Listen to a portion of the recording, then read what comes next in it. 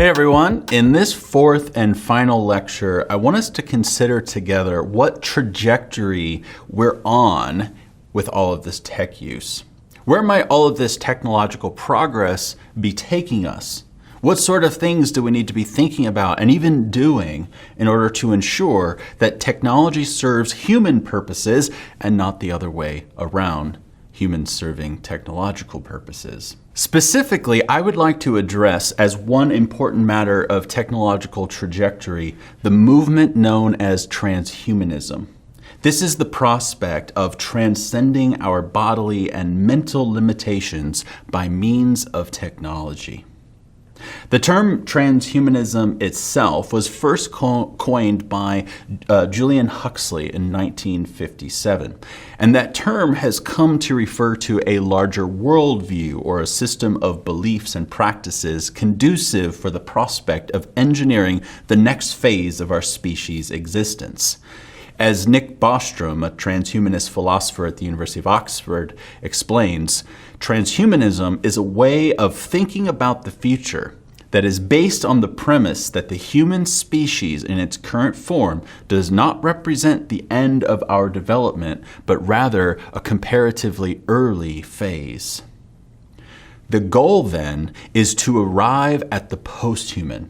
And thus, a transhuman is the transitional link in the chain or an intermediary from human to posthuman.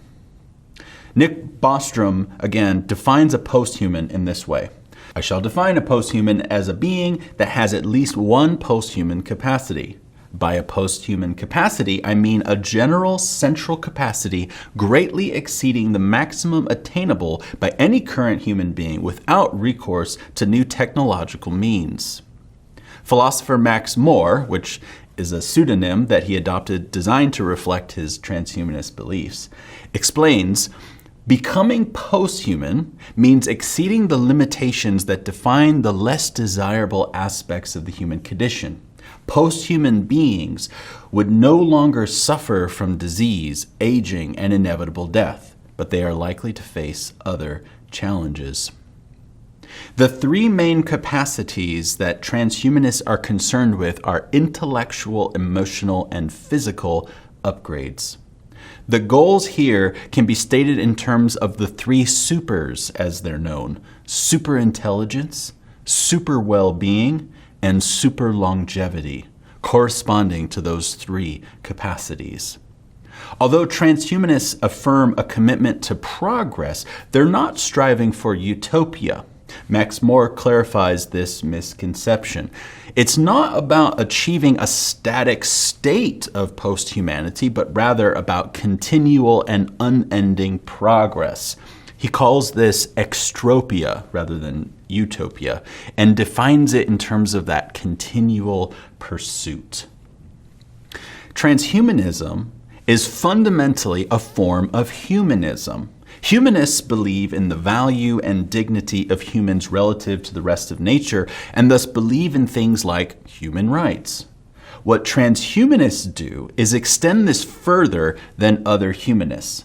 But on the one hand, they are motivated by a desire to alleviate suffering and death in the world and allow everyone to reach their full potential and indeed to maximize what that potential could even be. Another value that transhumanists share that inform the nature of this is their belief in freedom. Most transhumanists, for example, are politically libertarians, and that strong belief in freedom extends to whatever we might choose to do with our bodies to alleviate the suffering that results from human limitations. The Transhumanist Declaration is a document that explains their beliefs and values, which you can find on the main website for the key transhumanist organization called Humanity Plus. One key principle that transhumanists affirm regarding freedom is what they call morphological freedom. As the group explains in this declaration, we favor morphological freedom, the right to modify and enhance one's body, cognition, and emotions. This freedom includes the right to use or not to use techniques and technologies to extend life, preserve the self through cryonics, uploading, and other means, and to choose further modifications and enhancements.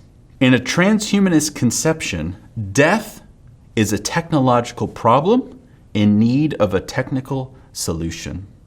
The adage that when all you have is a hammer, everything looks like a nail comes back to the fore here. The hammer of these technological futurists is technology, and so everything appears to be a nail, even death. There are, roughly speaking, 3 pathways that transhumanists are pursuing towards the posthuman. The first is bioengineering. This includes things like cellular modification, right, through the tampering of our cells, right, themselves. And through that means we might be able to keep them from deteriorating and forestall the effects of aging, for example. Or if we can't do it now, we'll use cryonics to preserve somebody so that eventually, once that technology is available, we can make use of it down the road. The second pathway is cyborg engineering, or the combination of organic and inorganic life. This pathway includes incorporating inanimate material into our bodies. When you think about this pathway, consider that most of us are already cyborgs, right? Consider pacemakers, hip replacements, dental fillings and implants, hearing aids, and even glasses. So the idea of cyborg engineering for transhumanism is just to build further upon this sort of blueprint that already exists and incorporate further inorganic material into our bodies to supplement our bodily capacities. And the third and final path is to arrive at completely inorganic life. There are a number of ways to pursue this, including artificial intelligence or AI, but I specifically want to address the topic of mind uploading. This has to do with digitally downloading our minds into a supercomputer so that we can live on indefinitely as a digital avatar. For some transhumanists, only 1 or 2 of these options are viable or preferable. For others, they're all overlapping and part of that same general pursuit. So there is some diversity of opinion on those pathways there.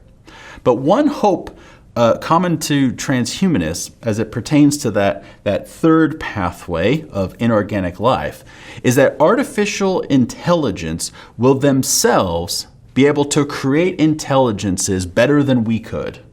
And if so, the hope is that such superintelligences could then create even greater intelligences that would then go on in this kind of exponential progression.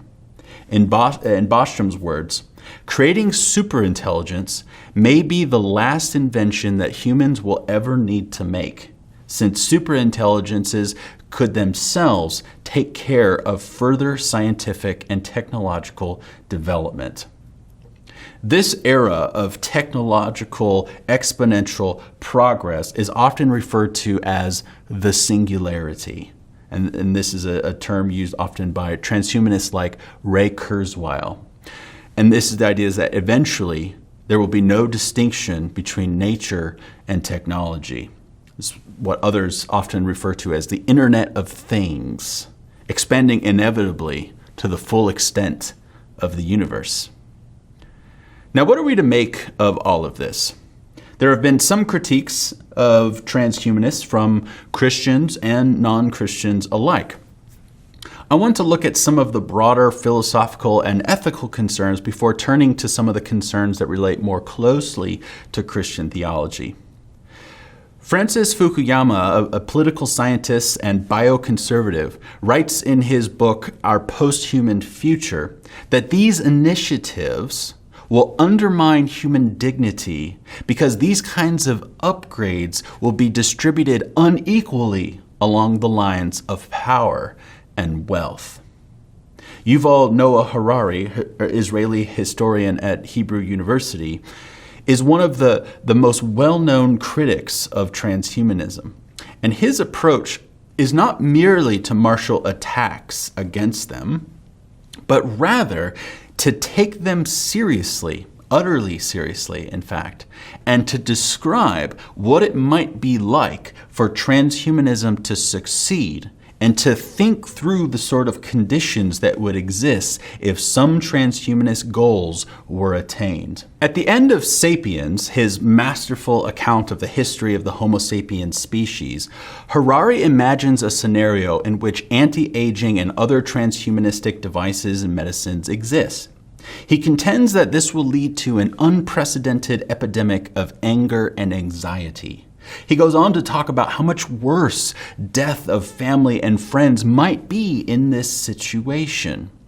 Additionally, he imagines how anxious those with amortality, those who won't die naturally, for example, how much more anxious they will become, leading to less adventure and enjoyment of life.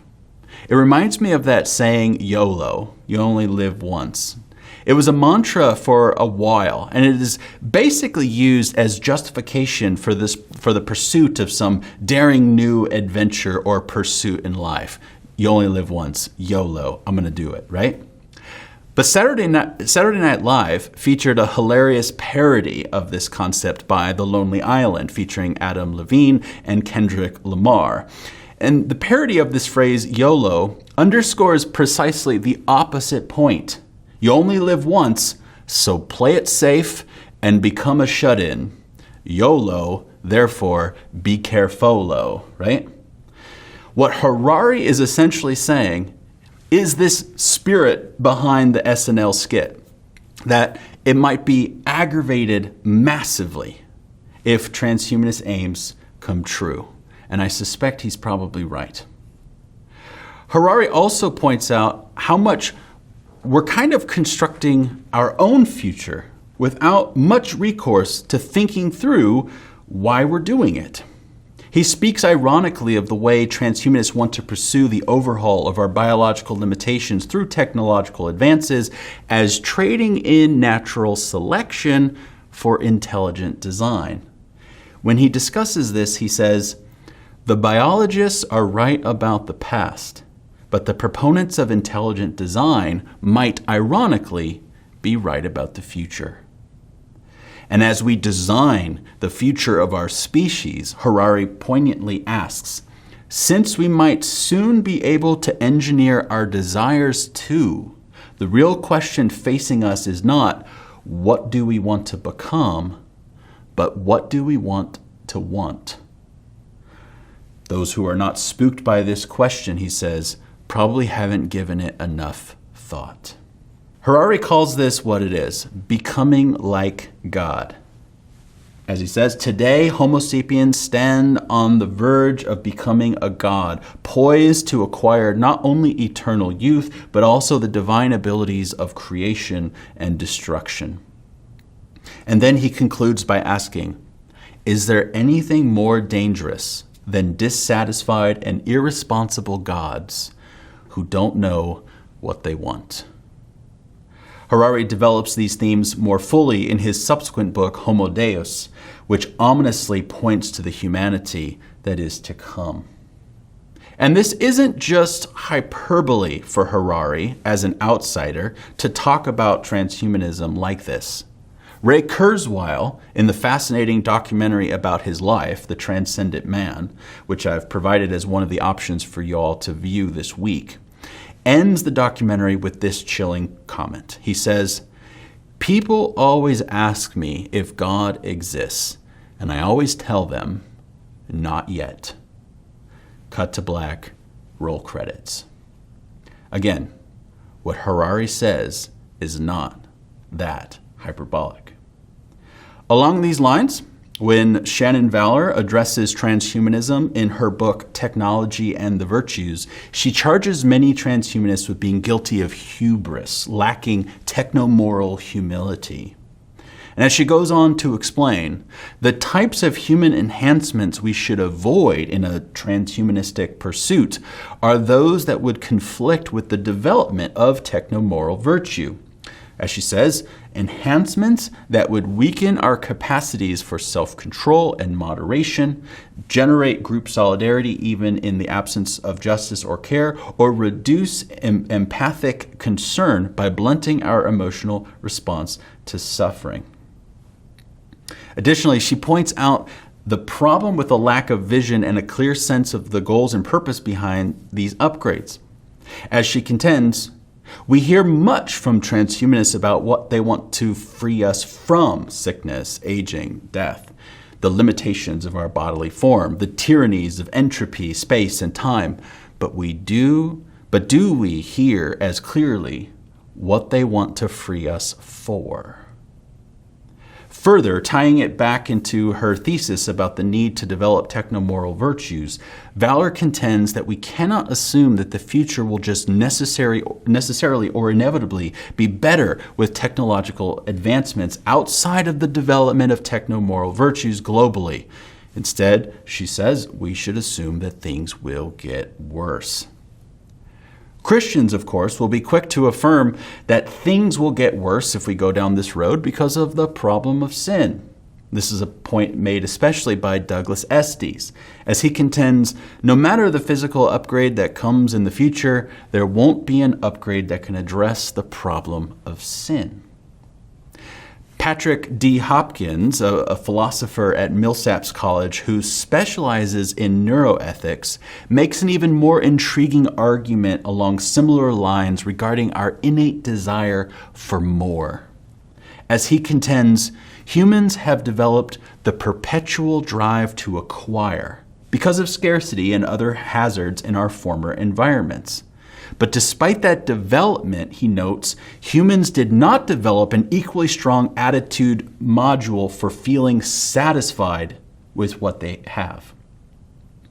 We will always want more, and we won't ever be truly satisfied. In fact, he contends that it is only discontent that created the desire for enhancements in the first place. Thus, we will forever be unsatisfied and longing for more. To paraphrase Bono, as their upgrades go, they will be led to say that they still haven't found what they're looking for. And if we upgraded that lack of satisfaction and removed it from ourselves, well, then we wouldn't be ourselves anymore. As Hopkins says, this technological approach, then, seems not to be able to save us, because the technology will eliminate us. I find that concern from Hopkins about satisfaction to be spot on. And that point about eliminating us that he mentions is truly a broader concern. Many wonder if in the attempt to upgrade humanity, we might downgrade humanity. In pursuit of the posthuman, we might become inhuman. This concern, in my view, is dramatized perfectly by Voldemort's pursuit of immortality in Harry Potter, which leads to his dehumanization. This is something that I develop further in my forthcoming article on Harry Potter and transhumanism, which I've provided as one of the tracks for you to look at this week. Perhaps as you hear about transhumanism in this lecture, you might be thinking that this is all quite a bit outrageous, and you might just dismiss it without needing to reflect on it much further. If your theological alarm bells are ringing as I talk, perhaps some of you are thinking that transhumanists sound like they want to play God, or that they're falling into the original trap that Adam and Eve fell into, wanting to be like God. Or maybe some of you are considering how all of this conflicts with Christian beliefs about creation and resurrection. To be sure, those are good thoughts, and I share them.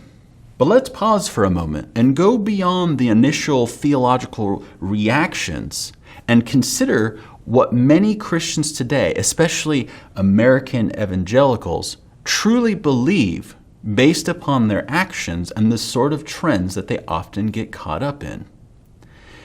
Is it possible that Christians, especially in the West and especially American evangelicals, are actually theologically inclined to buy into transhumanism? Joel Lawrence, a theology professor at Bethel and current board member of our institution, wrote a fascinating article about the prevalence of the prosperity gospel in modern evangelicalism and how that kind of thinking of health and wealth and prosperity could make the ambitions of transhumanism appealing. And I think he's totally right. How could it not? Calvin Mercer, a religious studies professor at East Carolina University, contends that liberal Protestants in particular may be more inclined to transhumanism because they are, generally speaking, more pro-science than evangelicals and fundamentalists tend to be. But, he goes on, and I think this is intriguing, he wonders if conservative Christians may come on board to the transhumanist project for one of two reasons. One, either out of their own fear of going to hell, right? They want to prolong their life long enough to ensure that they're really saved, for example. Or two, possibly to further the Christian mission of evangelization, to keep others alive long enough to eventually accept the gospel of Jesus Christ. These are just speculative suggestions by Mercer, but I find them kind of interesting. In my opinion, though, the theological ideas that are most likely to be conducive to transhumanism in Western Christianity, and especially American evangelicalism, is our loss of a theology of creation. We reflect this when we insist, against the preponderance of scientific evidence, for example, that climate change isn't real.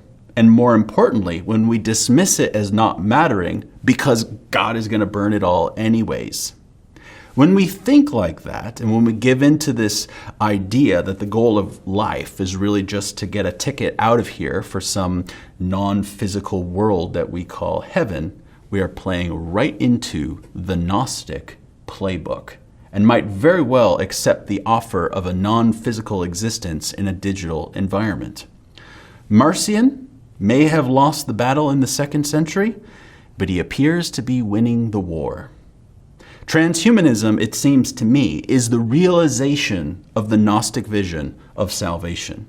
And the degree to which evangelicals harbor Gnostic views of creation and salvation, they will welcome transhumanism.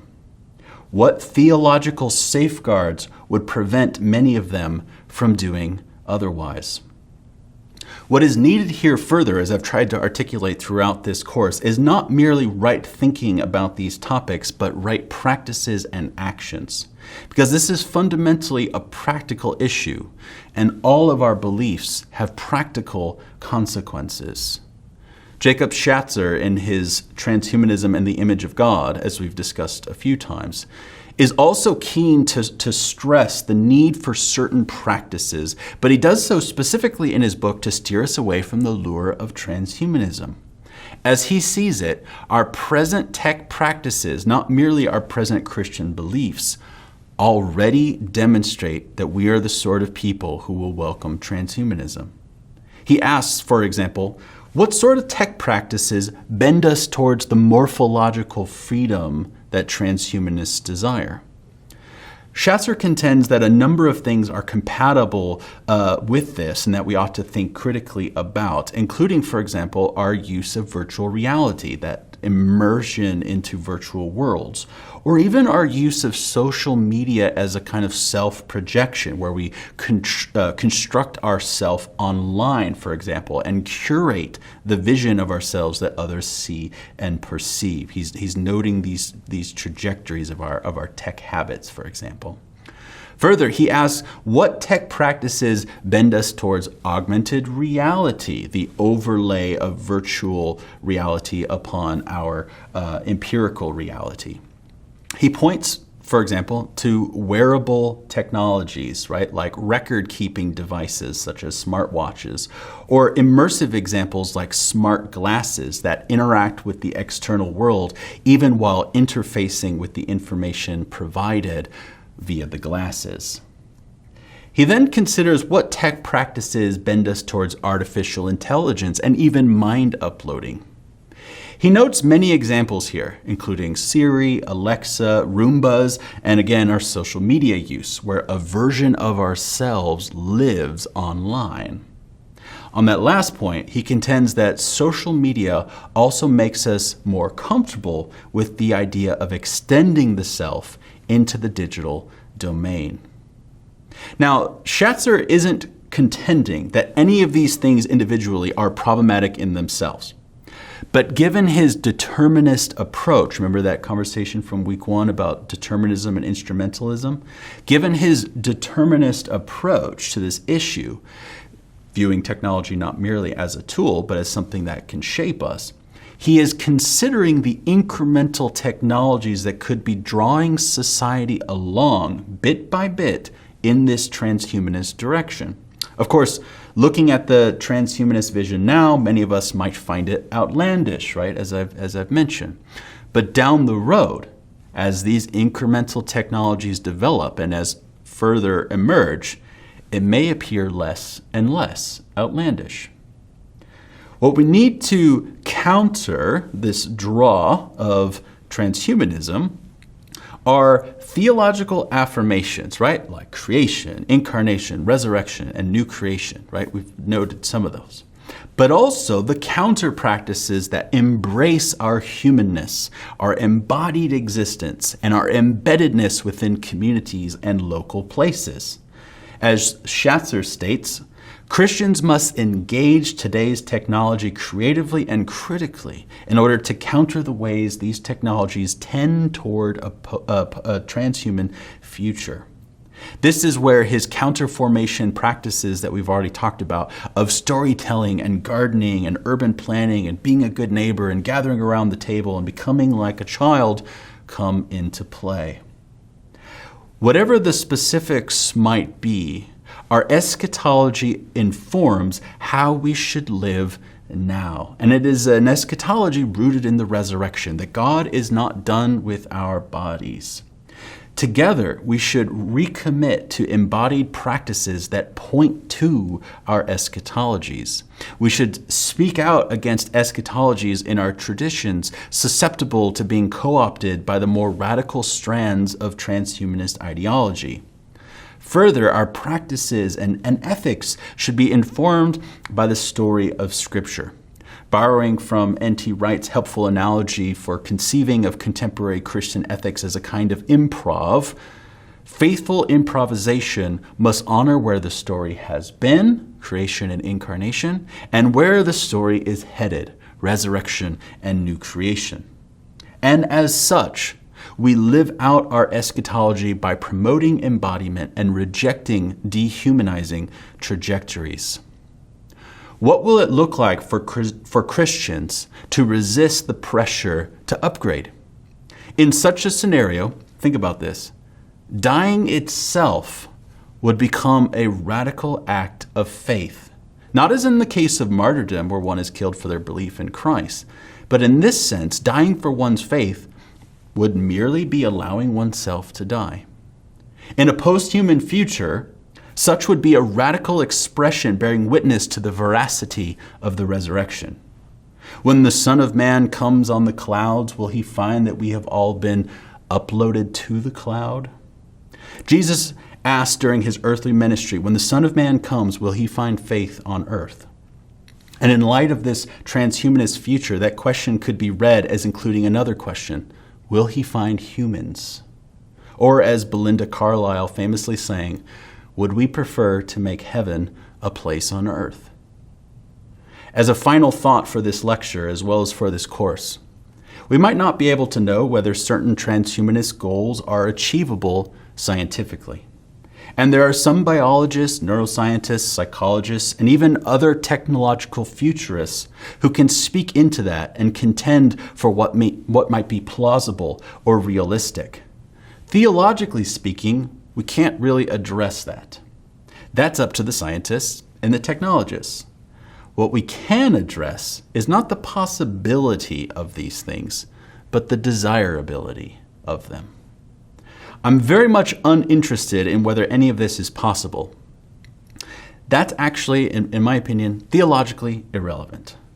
What matters is that people want this. It is desirable to many people. Determining why and addressing why is the theological work that is needed in response. As technology increases and develops every few months, this transhumanist enterprise will surely expand, and as such, it will become more visible in broader society. What will we do then? part of the answer to that, I suggest, will depend on what we're doing now.